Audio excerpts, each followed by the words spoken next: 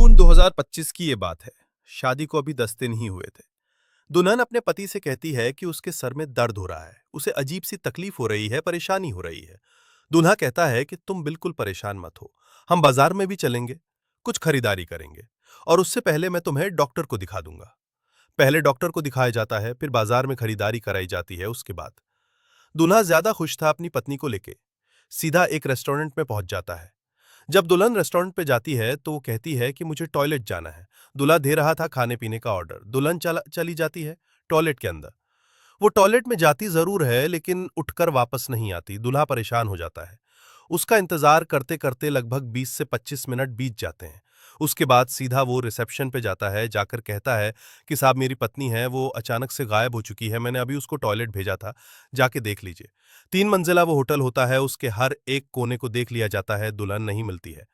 आखिरकार जब सीसीटीवी कैमरे देखे जाते हैं तो पता चलता है कि वो होटल से भाग चुकी है, फरार हो चुकी है। दरअसल ये कहानी है उत्तर प्रदेश के चंदौली का एक मुगल सराय कोतवाली लगती है। दूल्हा वहां जाता है, बताता है कि साहब 4 जून को शादी हुई थी और 14 जून को वो अपनी पत्नी को लेकर जाता है एक होटल के अंदर। कुछ इस तरह की पूरी कहानी सुनाई जाती है। पुलिस मामले में एफआईआर दर्ज करती है और उस दुल्हन को तलाश करना शुरू कर देती है।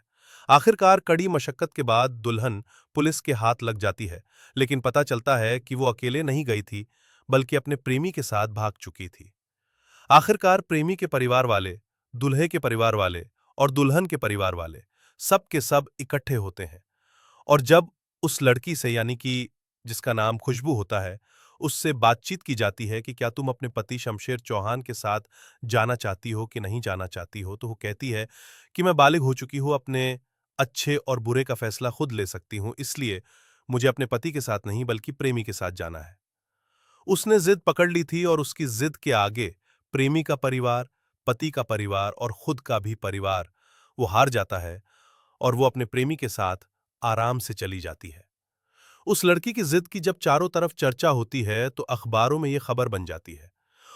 और एक ऐसी ही खबर थी, एक अनपढ़ महिला ने बड़े बड़े ऑफिसरों के दिमाग को भी पूरी तरह से चकरा दिया। उसने ना केवल अपने पति का कत्ल किया, बल्कि उसके 10 टुकड़े कर दिए।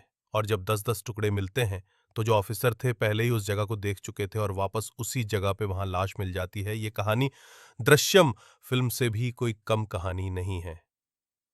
आदाब, नमस्कार। आज की जो सच्ची घटना मैं आपको सुनाने जा रहा हूं, ये सच्ची घटना है महाराष्ट्र प्रदेश के जिला नासिक की। जिला नासिक की एक तहसील है जिसका नाम है सुरगाना तालुका। दरअसल इसी का एक गांव लगता है मालगोंडा। यहीं का रहने वाला उत्तम अपनी पत्नी मेथू से बोलता है। वो कहता है कि जाकर भाभी से पूछ के आओ कि भैया कई दिनों से दिखाई नहीं दे रहे, क्या बात है, कहां चले गए, आपसे पहले तो कभी ऐसा हुआ नहीं। मेहू दरअसल अपनी जेठानी के पास जाती है, इसका नाम होता है प्रभावती। प्रभावती के पास जाती है, जाकर कहती है कि तुम्हारे जो देवर ने मुझे भेजा है, जो तुम्हारे पति हैं यानी कि जेठ जी हैं, वो दिखाई नहीं दे रहे, कहाँ हैं आजकल वो, उनके बारे में कुछ बात हो तो बता दीजिए मुझे, वो बार बार पूछ रहे थे, मैं कई बार कहने में उनके यहाँ आई हूं। इस तरह की जब मेथू ने अपनी जेठानी से ये बात कही तो जेठानी ने कहा कि तुम परेशान क्यों होती हो, वो कमाने के लिए गए हैं, वो गुजरात गए हुए हैं। गुजरात के एक बिल्लिम मोरा एक जगह लगती है, वो वहां पर गए हैं। जैसे ही देवरानी से यह बात कही जाती है, इसी बीच में उसका एक दुपट्टा होता है। उस दुपट्टे को वो कुछ इस तरह से फेंक के मारती है कि वो चाहती तो ये थी कि ये दुपट्टा फेंका हुआ बिल्कुल भी दिखाई ना दे, लेकिन जब उसने उस दुपट्टे को फेंक के मारा और जिस चीज को ढकने की कोशिश की जाती है, दरअसल देवरानी उसे देख लेती है। अब देवरानी, यहां से उसका दिमाग एकदम क्लिक करता है। वो सोचती है कि आखिरकार ऐसा क्यों किया होगा, क्या इसके पीछे वजह रही होगी। तुरंत ही वो अपने पति उत्तम के पास जाती है और उत्तम से जाके कहती है कि उत्तम, तुम्हें पता है तुम्हारी भाभी ने मुझे देखकर मुझसे बातचीत करते हुए अपना दुपट्टा तुम्हारे भैया के चप्पल पे फेंक के मारा था। आखिरकार कुछ ना कुछ तो बात है। तो उसका जो भाई उत्तम है वो सोचने पर मजबूर हो जाता है। मजबूर इसलिए हो जाता है क्योंकि उसके भाई के पास, जिसका भाई का नाम होता है यशवंत ठाकरे, उम्र जिसकी लगभग 43 साल के आसपास होती है, उसके पास महज एक जोड़ी ही चप्पल थे। ये बहुत गरीब परिवार है। मजदूरी वैसे करता है उसका जो एक चप्पल गायब है और एक चप्पल वहां था, उसको भी वो छुपाने की कोशिश कर रही थी। तब उसे लगता है कि भैया के साथ कहीं ऐसा तो नहीं है, कोई अनहोनी घटना हो गई हो। आखिरकार भैया कई दिन से दिखाई नहीं दे रहे हैं, लेकिन घर के अंदर उनका चप्पल रखा हुआ है। वो बिना चप्पल के कहां गए होंगे? बस इतना था। उत्तम नजदीकी पुलिस स्टेशन पहुंच जाता है और पुलिस स्टेशन में अधिकारियों का इंतजार कर रहा था। इंतजार करते करते कहता है कि साहब, एक बहुत जोरी बात है। मेरा भाई, जिसका नाम यशवंत ठाकरे है, उम्र जिसकी लगभग 43 साल के आसपास है, वो कई दिनों से दिखाई नहीं दे रहा है।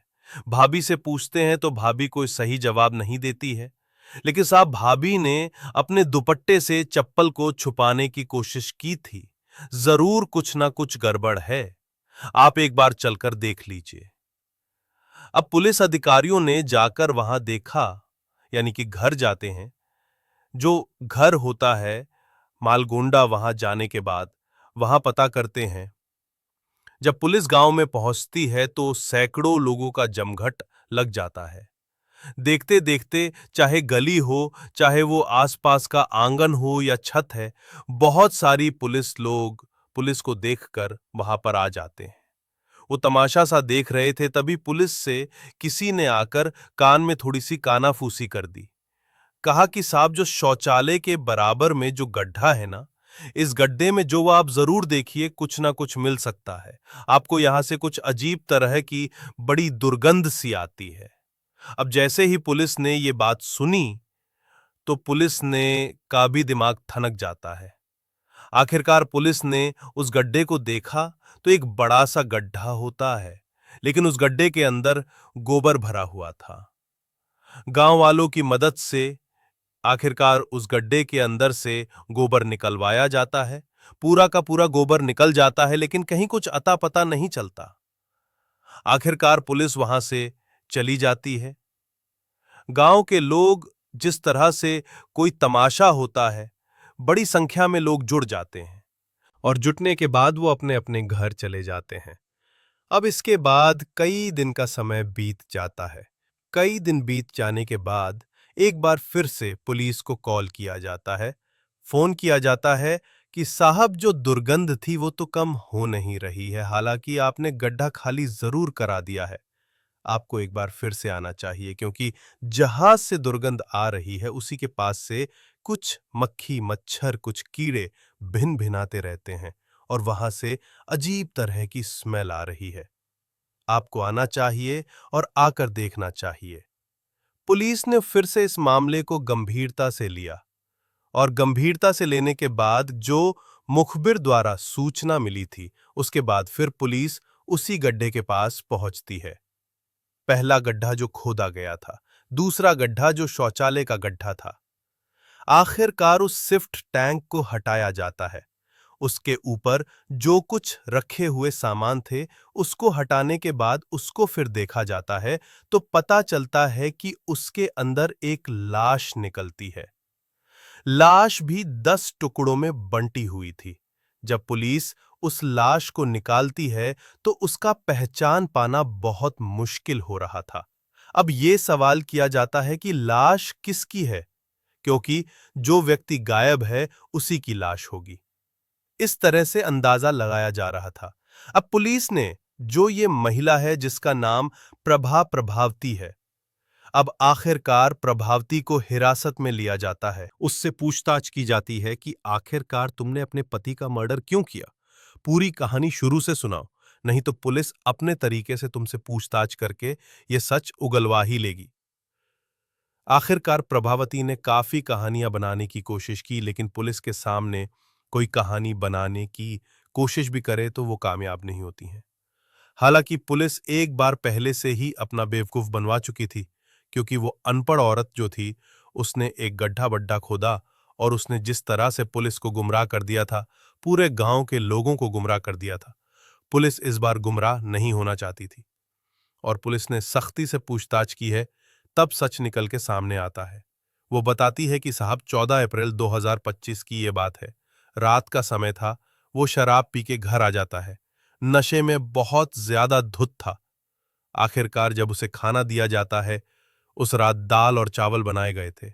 उसे दाल चावल पसंद नहीं आ रहे थे। इसी बीच में वो गाली देने लगता है। गाली देते देते वो हिंसा का रूप अपना अख्तियार कर लेता है। वो उसे मारपीट करना शुरू कर देता है। मारपीट करते करते उसने गला पकड़ लिया और गला पकड़ के वो गला दबा ही रहा था। उसे नहीं पता कि कब उसके हाथ में कुल्हाड़ी आ जाती है। उसने अपनी जान बचाने के लिए कुल्हाड़ी को जैसे ही मारा तो उसका पति वहां गिर जाता है और उसका गुस्सा इतना बढ़ जाएगा, उसने कभी सोचा नहीं था। उसके बाद उसने अपने पति के लगभग 3 हिस्से कर देती है। 3 हिस्से तो कर देती है, अगर आखिरकार करें तो क्या करें, क्योंकि अगर इस बात का किसी को पता चलेगा तो जाहिर सी बात है पुलिस पकड़ के ले जाएगी और पूरी जिंदगी सलाखों के पीछे गुजरेगी। तब उस अनपढ़ महिला ने जो सेफ्टी टैंक था शौचालय का, आखिरकार उसके जो ऊपर स्लैब होते हैं उसको हटाया और स्लैब हटाने के बाद आखिरकार उस बॉडी को उसके अंदर डाल दिया। जो कपड़े थे उसके तन से कपड़े उतार लेती है और कपड़ों में लगा देती है आग और उसकी बॉडी को अंदर ढकने के बाद उसके बाद फिर उस पे स्लैब जो रखे जाते हैं उसको बड़ी तरतीब के साथ रखती है ताकि इसकी दुर्गंध ना निकल सके।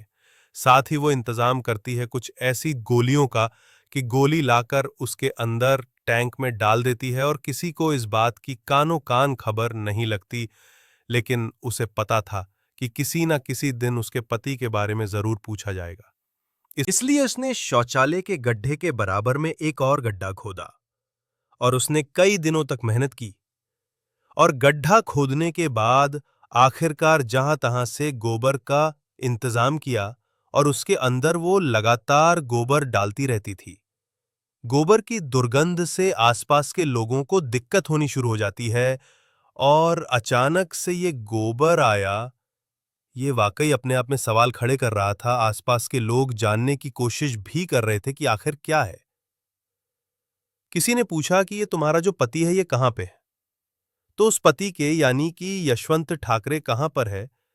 तो वो बताती है कि वो गुजरात के बिल्मोरा में गए हुए हैं।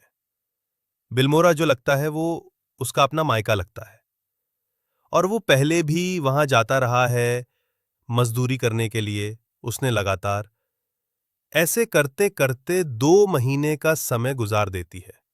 आखिरकार 14 जून 2025 को उस शिफ्ट टैंक्स के अंदर से 10 अलग अलग अवशेष मिलते हैं उसके पति के। फिर इस घटनाक्रम का खुलासा होता है। पुलिस जो इस घटनाक्रम का खुलासा कर रही है, हालांकि पुलिस खुद भी इस बात को अभी सेटिस्फाई नहीं है कि जो उसने हत्या की वजह बताई है यही वजह है या कोई और वजह है।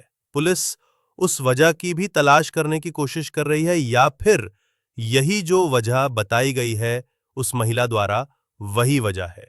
लेकिन इस घटना ने, उस अनपढ़ महिला ने, उस ना केवल पूरे गांव के लोगों के बल्कि जितने भी पुलिस ऑफिसर वहां पर पहुंचते हैं सभी के दिमाग को पूरी तरह से चकरा दिया था।